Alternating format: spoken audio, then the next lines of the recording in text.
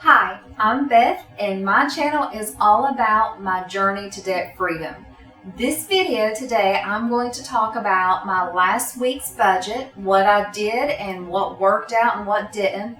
I'm going to tell you my plans over next week's budget, and I'm going to show you my progress on my goals for the month and also talk to you about my sinking funds. I'm hoping to get some advice and opinions on my sinking funds from you guys because I'm kind of struggling a little bit with them. So I also want to let you know that my next video on the 16th will be about my giveaway. I'm doing another giveaway because I did reach 200 subscribers. Thank you. And that giveaway will be 3 different wallets that I have sewn that you'll get to choose which one you like the best if you're the winner. And then on the 23rd of this month, I'm going to be doing a video all about my side hustle for mystery shopping. So if you want to know any of the companies I use for mystery shopping and how it works, I'm going to be giving all that in that video on the 23rd. So if you are interested in any of those videos, just make sure you're subscribed, and you may want to turn on the notifications just so you'll get the alert whenever I release those videos. So that's a little bit of what's to come, and let's just go ahead and get started in this week's video. And we're going to start with the mental challenge. Now, this mental challenge, I debated and went back and forth if I should use this one or not, specifically because it's a little gloomy, but I found this statistic so interesting that I wanted to share it. So for this week's mental challenge, I want you to think about this fact, that for the general population, you are 23% more likely to die on the day you get your paycheck. Crazy statistic. It gets even worse. If you are young, between the ages of 18 to 34, if you are lower income, and it's not even just all these things have to be combined. It can be that you're older and lower income, or if you're in the military. So if you are lower income, if you are younger, or if you're in the military, your risk of dying on the day you get your paycheck goes up by about 150%. Crazy statistic. I could not believe it when I read it. This study has been repeated in different countries, so it's not only the United States that this is going on in. So the researchers took some time to try to figure it out, and initially they just assumed that on payday people go out and engage in really risky behaviors like a lot of drinking or drugs, and it was due to overdoses or things like that. And that does account for some of the extra deaths that are going on payday, but it's not the majority. The majority of things that happen that cause this increase is car accidents or heart attacks or other health-related issues. What researchers have found is that when you get paid, and this is typically with the second paycheck of your month if you're paid bi-monthly or twice a month, because they assume the first check is mainly going to bills. And so with your second check, they see that people have a little more extra income to spend. And what happens is that on that payday, people tend to get out more, they tend to do more things. So they're traveling more, so there's an increased risk of, car wrecks. Even if you're just going to the mall or going shopping, you're also spending more time outdoors doing things, whether it's shopping or engaging in activities that may cost money that you may do, like playing golf or, going somewhere else that could cause health-related accidents like a heart attack or a stroke.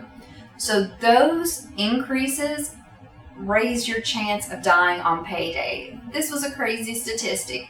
So this week, think about your paydays and what you can do to prevent being one of these statistics. Can you make sure you're driving slower after you get paid? Make sure you're not focused on all the errands you need to run or all the things you need to spend your money on or the bills you need to pay or things like that. Maybe you're a little less focused. Also, listen to your body. If you spent all day shopping, maybe you need to take a break or something like that. So this was an interesting statistic for me to learn about, and I'm definitely going to be more cautious. I even told my children, because my children are adults, and just so they're a little more aware of how they need to be more aware and more cautious on payday. Sorry if that's a gloomy statistic, but I found it interesting and wanted to share it. For your physical challenge for this week, I wanted to focus still on that grocery budget because that is something I'm still struggling with so much. I've been listening to other people's videos and getting lots of tips, and so I'm hoping they'll help me a little bit, and I'm going to show you how I'm doing my grocery budget in just a minute. But for right now, my tip that I'm going to try to implement, and what I'm going to see if you guys want to do with me, is I'm going to try to increase my meatless meals. So right now, I'll just every now and then do a meal without meat in it. But I'm going to try to increase that to at least once a week every month. And the way that it works is the studies have shown that about 222 pounds of meat, and this is mainly chicken and beef. They didn't really go into like seafood and things or even pork, is consumed annually by every household. That is about $1,000 by their standards. I feel like it'd probably be more personally because meat's not cheap. But about $1,000 a year of your grocery budget goes to meat. So if you could just cut back a little bit, you could have a chance to see some great savings there. And you know, I've read a lot of studies that said going meat-free can be healthier for your body in some ways. I know we all need protein and things like that. So I'm going to put in my description a list of meatless meals, some recipes that I found that I'm going to be using. Specifically this week, I'm going to try to do a stuffed shells, like a manicotti stuffed shells with just some tomato sauce and spinach and some cheese is what I'm going to try as my meatless meal this week. And I'll have that list of recipes linked in my description below so that maybe you can save a couple dollars by going meatless. And if you have any meat-free recipes that you want to share, definitely leave them linked down below so I can see them and kind of learn some new recipes to try to lower my grocery budget a little bit. Okay, now I'm going to go on to my budget and we're going to look at everything there and see how it's looking this coming week. Okay, so now I want to talk about my last week, how it went. I would like to be sitting here in front of you and telling you that everything was just perfect and I had this amazing week. But actually, it was a little bit of a struggle this week, and I think next week will be even a little bit harder. It does kind of get me down, and I'm trying to really work hard on keeping my spirit and my motivation up instead of just like feeling like, okay, I'm giving in, it's not working. So I'll be working on that. But week one, my bills, great. They were perfect. No problems there. My groceries, I was $7 under, so just barely got under the budget there. My gas, I was $9 over. Not a big deal, and I actually think that this coming week I'll make that up, but if not, it's okay. My Capital One card, this is my focus debt right now. And I had, and I'll show you my goals later, but I have a goal to pay $1,000 a month to get this to a certain amount each month and have it paid off. Well, the amount that I'm supposed to get it under this month had to increase because there was an unexpected amount. It was from a bill that I did not realize was going on there. I'll have to get that switched, and so that increased that.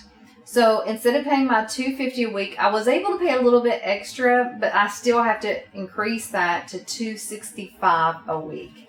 So that was one thing that kind of was a little bit higher than I wanted it to be. My side hustle. I chose to cancel my side hustle because our coronavirus numbers, our the RT number, they are the highest in the United States. We are the worst right now for that transmission. Our numbers are steadily increasing. I just felt uncomfortable being out.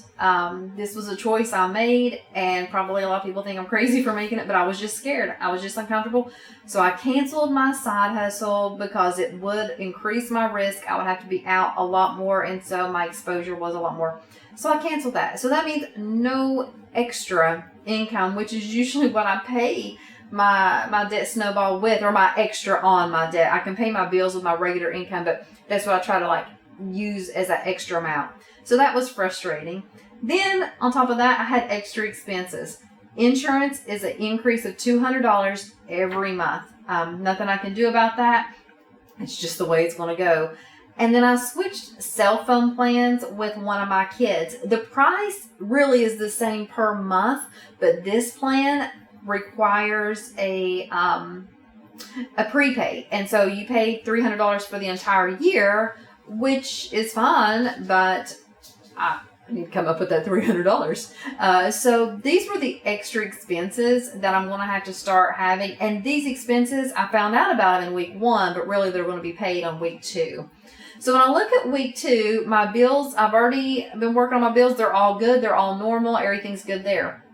My groceries, I've already spent $182. Typically what I try to do is I try to keep most of my grocery money to the end of the week as a safety net. But I do buy from my local farm. So my local farm, my meat that I get from them was $82. That's for the next 2 weeks and probably over 2 weeks. And then my subscribe and save from Amazon came out this week too. And it was $100. So I budget $200 a week. So this amount, $182 from these two, and then my little bit that I had under here gives me only $25 left for the rest of the week. I know I'm still going to need some groceries for this week. Things like milk, eggs, bread, some little things, nothing too big.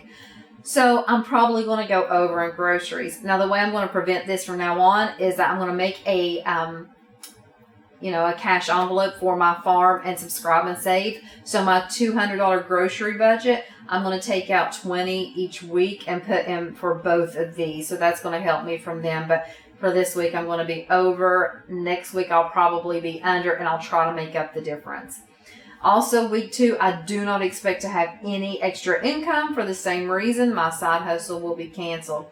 So a little frustrated with that. I'm hoping that here soon our numbers will start going down and I'll start feeling safer getting back out in, the public and everything.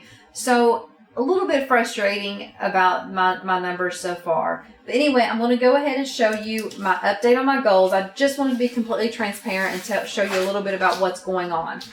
So let's go into my goals and how I'm doing so far. This is my goals for the month of September. $1,000 to Capital One. Now, week 1, I paid $338. I told you that I had to pay a little bit extra because I had that unexpected expense. So originally I thought I was just going to pay $250 a week, but that's not going to be the case. So week 1 I paid $338. Week 2 is back to my $265. This puts me at 50%. So I am 50% done with that $1,000. I do not think I'm going to get over that. I think I'm just going to get right to that $1,000 mark. But I'm still pacing okay. So hopefully week 3 and 4 will be all right too. Upload 8 items to Etsy. I'm doing great here. I uploaded in week 1. I uploaded 3 items. And over the Labor Day weekend, I was able to sew 5 more items.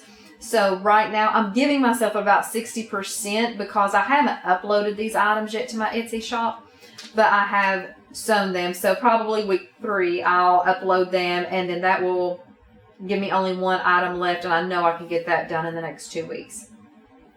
Okay, my crock pot meals, I'm doing good there. I'm going to show you how I'm doing with that. My goal is to make 4 crock pot meals every week. I made these 4 meals this week. This one, I haven't highlighted it yet, but if you can see, if I highlight it in green, that means we'll do it again. And all of these were good meals. We all like these crock pot meals, and they're good.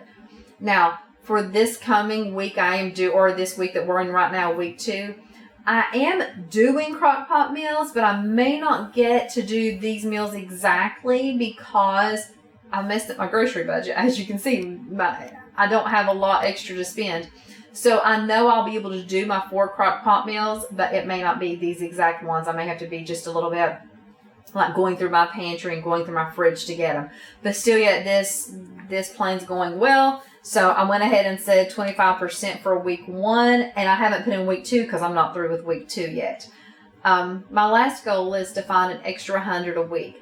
I barely made this through. I actually took some of my own personal money to make that. I do not know, since I'm not doing a side hustle, if I'm going to be able to meet these goals. I'm going to try, but I'm not going to feel too bad if I can't find that extra 100 every week, because I do feel like the coronavirus numbers are kind of out of my control a little bit. So that's how I'm doing with my goals. I'm going to show you now my budget for next week, and then I'm going to show you my sinking funds and ask for some assistance on them. So first, my budget for week 2 in September, it'll start September the 7th and go to the 13th. My income stays the same. No change there. $1,600 every week because me and my husband are both self-employed. We kind of set our own income based on how much the business is making. So that's the standard. Right now it doesn't need to change. It may in the future. We'll see. My fixed expenses. My car insurance from Geico is $240 every month. I know that's high. I have 4 vehicles as we're a family of 4 adults. And my kids are still on my insurance. And this is for 2 cars with full coverage and 2 cars liability only. If anybody has any suggestions of companies that may be lower than that, please let me know. GoDaddy is for website hosting for our business. My Capital One Snowball is still, I had the minimum payment in here because I made this budget before it was my focus debt. So I left that in there, and since I already had it there and I was going to pay it anyway. My Suddenlink is just my internet. I do not have cable, so 160 is just for my internet. Groceries, like I already told you, that's $200. Gas, $50. And so after my fixed expenses and my variable expenses, I have $673 left. So then we come to my sinking funds, and this is the thing I want to talk a little bit about in just a minute. I have calculated $335 each week to come out of my budget. And I'm going to show you those in that breakdown and let you see what you think. After that, I'm left with $338.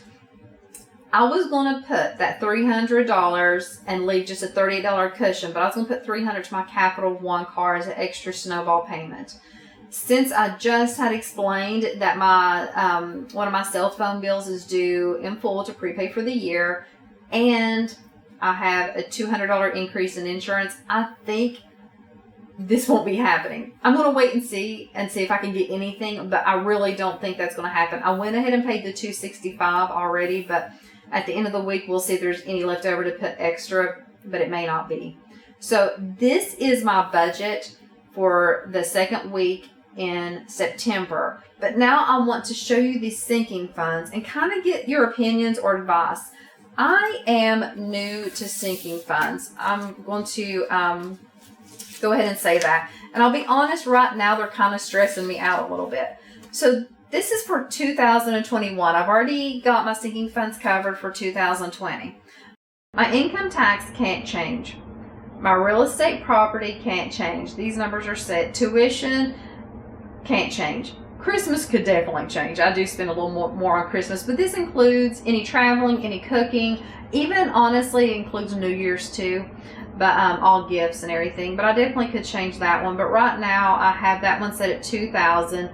So it's $167 each month. I'm highlighting the month of September green so you can see I've already paid these amounts for the month of September. I have not paid my income tax yet, so I'll get that in the last 2 paychecks. The second sinking funds is the ones I'm struggling with a little bit more. I have birthdays, and this is just for, birthday gifts or if we want to do something special for the year of 2021, car maintenance, home maintenance, and medical. So I kind of wanted to ask you guys, what do you put for your sinking funds in home, car, medical, and also I wanted to ask what sinking funds you think I may be missing or forgetting to include. I'm thinking I definitely need one for pets. I have 1 dog. And honestly, I include her food in my grocery budget because I just include her as a family member. But I do think, I could include her medical in our medical sinking fund, but I'm wondering if I should have a separate category just for her. And what other sinking funds you may think that I'm missing that I need to put in there. I get a little frustrated because anytime I put that $335 into the sinking funds, I feel like that's going away from my debt repayment, and I'm so eager to get rid of that debt. So I kind of want to ask you guys your opinions on what you thought. I know sinking funds are important, but do you think I'm putting too much towards sinking funds every month, or do you think I should be putting more, or should I have extra categories? Just what your thoughts are, if you wouldn't mind to share those with me so I kind of get some advice while I'm still new to this and trying to figure it all out. So that's my video for this week, just kind of a snapshot into week 1 and week 2. And like I said, my next video will be my giveaway. I'm really excited for that. I hope you guys can get a chance to watch it and tell me what wallet you would be most excited to get. And I am excited to watch your videos. So any videos you post, you better believe I am watching them, and I watch every day everybody's videos, and I love them. So thank you guys so much for watching, and I hope you have a great week and make wonderful progress on your financial journey. Thanks so much.